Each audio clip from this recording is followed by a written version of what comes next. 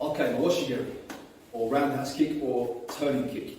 Today's video we're going to talk about a few points in the Mawashi that a lot of students tend to find have trouble with. We're going to have a few exercises to improve these aspects, and hopefully there's something you find that will benefit you. So the first, or the most important in my opinion, issue to sort out with most people's kicks is the supporting foot rotating.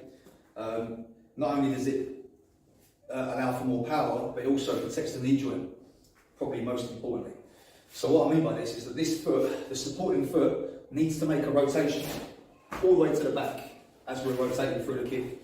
I don't want to leave my foot there or leave this knee pointing this way and this ankle pointing this way and try and kick around it, because the knee's going to twist and the foot's going to stay still, and it's going to obviously cause problems. So I want to make sure that this foot is completely rotated as I'm making that kick. Okay, so what we're going to do is I'm going to give a couple of exercises that I like to use to try and improve that for you. So the first step or the first exercise for this will be to take something to balance on. So I've got a chair here, we can use the bar on the wall or anything else. I want to just take one knee up in front and just get the supporting foot, turn into the back and rotate and back. What this does, as I turn this hip, it sets my pelvis up more horizontal for that kick. I can come back again. So we could do sets of 10 or so, just rotating here. What I can do to assist this is use the other arm to counterbalance. 1, 2, 1, 2. What we can do from there is then continue through the kick. So we can lift the knee up into a chamber position, turn the supporting foot, and then come around into the Mawashi and back. Turn the supporting foot, Mawashi and back. Supporting foot, Mawashi and back. From there, we're going to have a progression from the exercise. So what I'm going to do is I'm going to have a target, a pad. I'm going to start with my foot already chambered now. Okay, so knees up in the position ready to kick. What I've got to do now is rotate this foot and make my kick from there.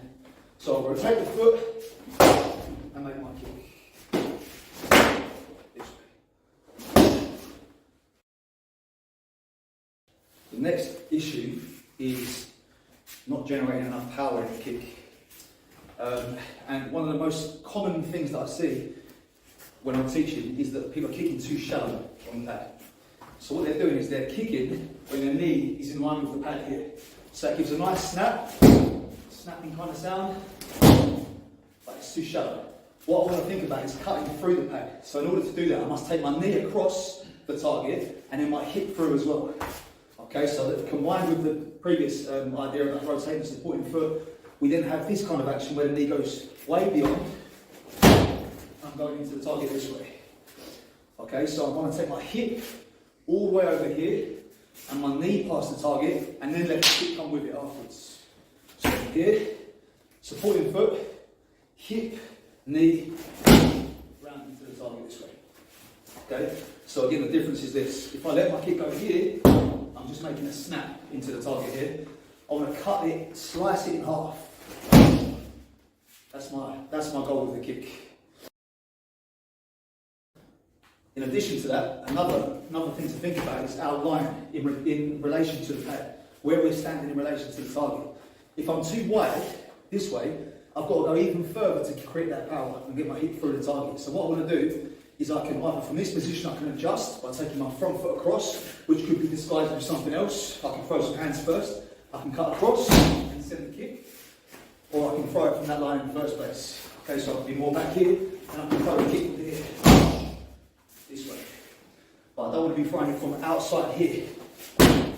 This is lacking the ability to get my hip into the target this way. The exception to this, however, is if I was going to use the ball of the foot. So if I'm going to use the ball of the foot, I will take myself outside a little further. I will chamber nice and wide and come around this way. Okay, so in that case, I want to kind of almost leave my hip behind the target and connect with the ball of the foot this way into the target. Okay, round here, ball of the foot, shin or instep, this side. So, in order to get the kick faster, what I want to try and do is create a more direct kick as well.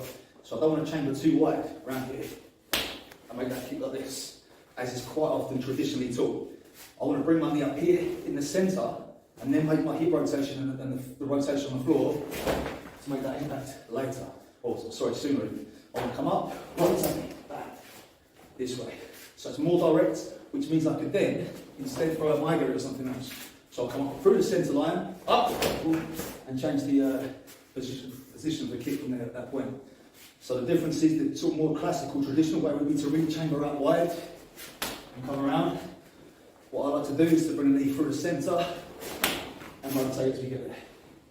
Okay, so if you found that of benefit, please don't forget to like, share it with your friends, and let me know in the comments what else you'd like to see next time.